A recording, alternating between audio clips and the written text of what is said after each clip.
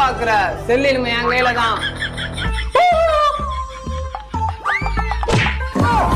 இந்த மாடெல்லாம் எந்த நேரத்துல பெத்து போட்ட?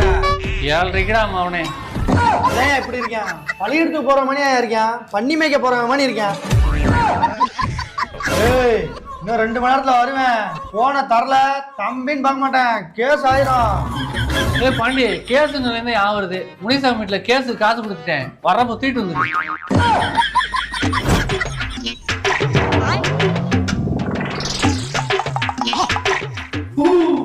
போன கூடா 2 மணி நேரம் ஆச்சு. சார் என்னோட ஒண்ணுதான் வச்சிருக்க, ஓடுறா.